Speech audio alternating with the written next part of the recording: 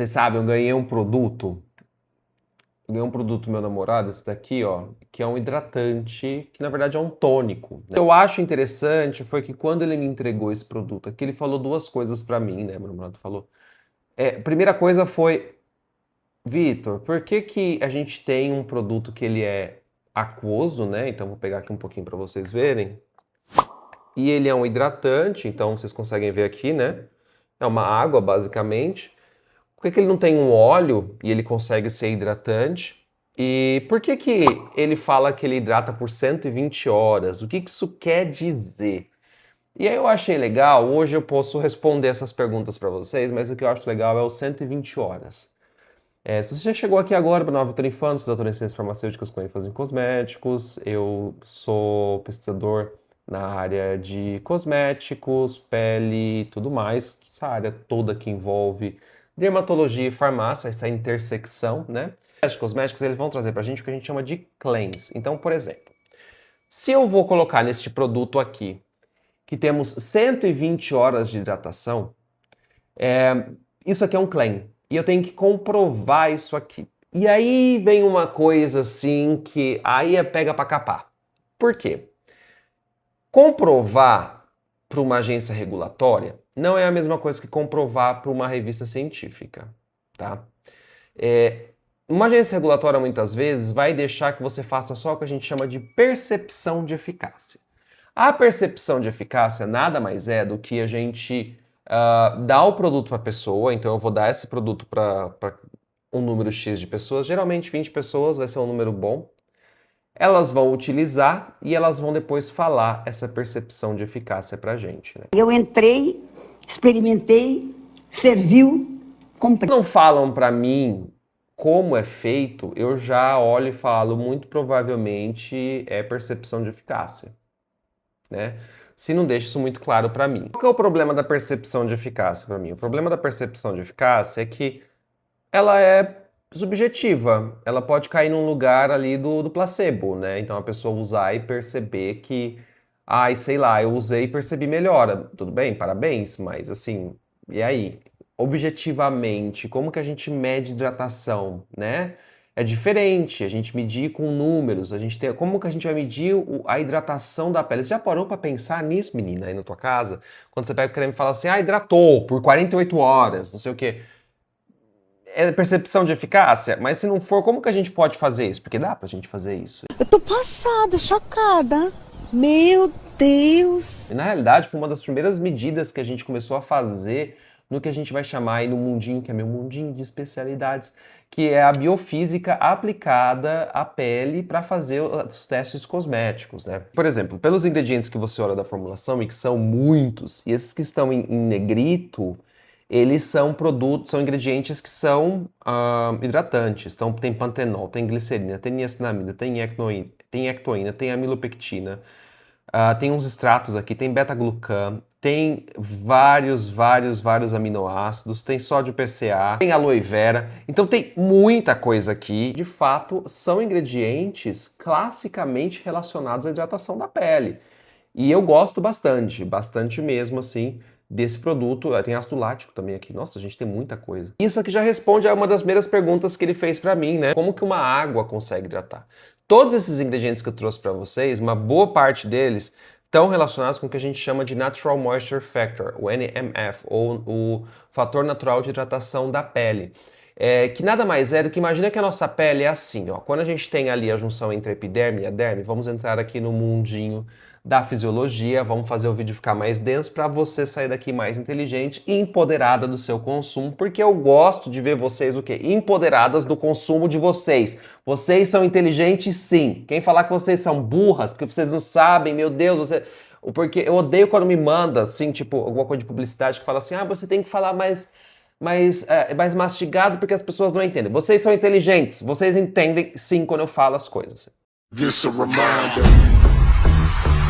Imagina que a nossa pele a gente tem várias camadas e a epiderme é uma camada que ela serve para formar uma barreira. Então ela vai ter células que se chamam queratinócitos e esses queratinócitos eles vão se amadurecer, desde lá da junção com a derme até o que a gente chama de extrato córneo, onde a gente tem as células mortas, mas onde a gente também tem o NMF, que é o Natural Moisture Factor. E nessa parte de renovação é como a pele vai encontrar uma forma de criar um gradiente de hidratação. Onde temos células vivas na epiderme, a gente tem 70% de água, porque é o que a gente tem no nosso corpo. Quando a gente entra no extrato córneo é onde pega para capar. Porque imagina, aqui fora nós temos muito menos água. Aqui dentro nós temos muito mais água. Você que não fugiu das aulas de biologia ou de química da escola, o que acontece quando a gente tem um meio com muito mais água, um meio com muito menos água? Vamos perder água. E não seria burro do ponto de vista evolutivo que a gente tenha um sistema que precisa de tanta água que vai perder água a todo momento? Então a pele, meu amigo, minha amiga, ela se especializou também para fazer de você um chuchu ansioso cheio de água. Você é um chuchu ansioso cheio de água porque a pele se especializou para criar uma barreira onde em 20 micrômetros, com exceção aqui das nossas mãos, nossos pés, a gente fala disso outro dia, a pele se especializou em 20 micrômetros para criar um gradiente onde a concentração de água vai do parecido com o exterior até 60%, 70% com o interior. E ele consegue isso porque nessa maturação das células, que as células vão se maturando até elas entrarem em morte celular programada, em apoptose, elas morrerem e formarem o extrato córneo, que é onde está acontecendo tudo isso, elas vão formando o NMF. E aí eles formam essas substâncias e por isso que não adianta você beber, você pode ser a pessoa mais hidratada do mundo. Você pode ser a pessoa que fica bebendo 3 litros de água no seu copo Stanley e você ainda ter a pele seca. Por quê? A pele seca depende desses 20 micrômetrozinhos. Passada. Foi. Gente, não sabia disso não. Foi. E às vezes as pessoas elas têm um problema de maturação na formação desse NMF. E aí você tem esse problema. E aqui o que esses produtos fazem é dar essa parte aquosa do NMF. Agora um ponto importante, o NMF geralmente está dentro dos corneócitos, que são células mortas da superfície da pele.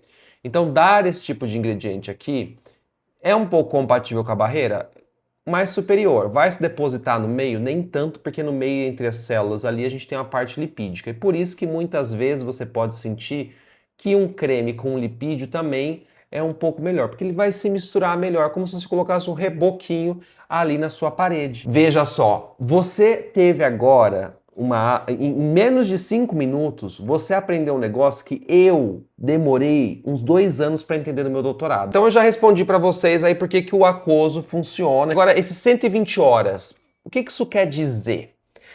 Como eu falei para vocês, existe o teste que é o teste de percepção de eficácia, que a Anvisa vai aceitar. Se você tiver uma empresa cosmética, você manda, faz o questionário lá e a pessoa fala, então 89% perceberam a melhora de hidratação na pele. Parabéns, melhorou. Na percepção dessas 20 pessoas. Se eu pegasse outras 20, eu não sei, né? Porque o primeiro que o número é pequeno, mas para a Anvisa tá bom. A Anvisa só quer saber se os ingredientes que estão aqui eles são seguros, eles não vão te matar, tá? Não vão causar problemas. E se aquilo que você está prometendo, de alguma forma você consegue contar uma história. Porque cosmético, minha amiga, não é medicamento. Cosmético é um bem de consumo, tá? Especialmente hidratante. Assim, existem os cosméticos grau 2, aí que a gente vai falar de produto para criança, se a gente for falar de negócio de anti-ruga, se a gente for falar de algumas questões com relação a protetor solar, tudo isso são testes muito mais rigorosos. Então a gente entra num outro mundinho. Eu fui ver se a No Cosmetics, ela faz esses testes de percepção ou testes objetivos, porque existem testes objetivos sim, e eu vou dizer para vocês, comecem a olhar isso no site das empresas, porque as empresas que fazem testes objetivos, elas merecem sim o teu dinheiro, porque é mais caro, primeiro de tudo, só que te traz uma informação muito mais adequada do que ficar colocando para dar para 20 participantes falar se funcionou ou não. Eu acho isso uma palhaçada imensa. Eu sou cientista, né, gente? Então eu acho uma palhaçada. Fui dar uma olhada aqui no site da No, E ele não divulga publicamente qual foi a metodologia, tá? O produto é descrito como hidratante, não sabemos o tamanho da amostra, protocolo de estudo, tempo de acompanhamento, instrumento utilizado. Não dá para saber aqui, gente. Não dá. A gente pode fazer, às vezes, tanto esse, né, a percepção, como a corneometria, que nada mais é do que a gente colocar como se fosse uma correntinha na nossa pele, e essa correntinha vai medir, dependendo de quão rápido essa corrente passa e tudo mais, ela vai conseguir medir a quantidade de água que tem na sua pele. Então a gente usa o corneometer. Esse tipo de produto, que é uma canetinha, gente, que você coloca, assim você consegue medir. E veja, tem muitos na internet que vocês vão achar por aí para comprar, eles não são tão confiáveis, porque tem toda uma calibração para você fazer em laboratório, uma distância entre os eletrodos que precisam ser respeitados, o tipo de eletrodo, e não é todo que funciona muito bem. Eu já comprei uma dessas canetinhas, eu já testei, eu não gostei, achei que é bem ruim, comparando com a corneometria que a gente tem padrão ouro hoje em dia para a questão de hidratação. E foi um dos primeiros testes que foi desenvolvido, que a gente chama de testes não invasivos, para ver a hidratação da pele. É uma medida objetiva, e a gente faz a medida, né, realmente, ou na face, ou nos braços, ou nas costas, depende de como que a gente faz o protocolo de estudo. Geralmente, para um negócio desse, a gente faz assim. Então, mas o que é esses 120 horas? Nada mais é do que, por exemplo, vamos pegar e vamos falar que eles fizeram corneometria. Eles foram para o teste mais legal de ser feito. Eles aplicaram, eles medem antes, eles pegam lá o seu corneometer, né? E eles vão medir antes, mediu. Plá, plá, plá. Temos os valores triplicados. Geralmente a gente faz quintuplicada. Mas faz lá a medida, beleza. Depois de fazer essas medidas, a gente vai aplicar o nosso produto e a gente pode medir logo depois e ver, ó, subiu um monte. Porque temos bastante água, temos alguns ingredientes que inclusive podem até atrapalhar na medida. Coisa que a gente faz direto assim, né? Glicerina chatinha para isso. Mas aí beleza. Aí essa pessoa volta em 120 horas. 120 horas vai dar quanto? Vai dar 5 horas? 5 dias? 5 dias. Depois de 5 dias ela volta e aí a gente vai medir de novo. Plá, plá, plá. E a gente vai ver se estatisticamente essa hidratação ela se manteve ou não. Aí temos duas formas de fazer essa medida, né? Pode ser tanto essa primeira que eu falei para você, quanto que em 5 dias o participante utilizou esse produto e a gente mediu depois de 5 dias e viu que a utilização contínua do produto traz essa hidratação em 120 horas. Então é meio complicado eu falar para vocês e afirmar que essas 120 horas que está aqui, ela de fato acontece porque ele aplicou e depois aguentou os padrões de hidratação por 120 horas. Imagina, 5 dias tomando banho e tudo mais. Acho um pouco difícil. Mas imagina que você fez esse uso durante 5 dias e que esse uso durante 5 dias te trouxe essa hidratação que se manteve por 120 horas, porque é o que você conseguiu medir. Ou outros padrões de medidas. Por exemplo, você faz uma medida antes, aplica, faz um uso daqui 2 dias, depois de 2 dias de novo. Então, sem um protocolo, não dá pra gente saber o que esses 120 horas ele adiciona, ele fala pra gente.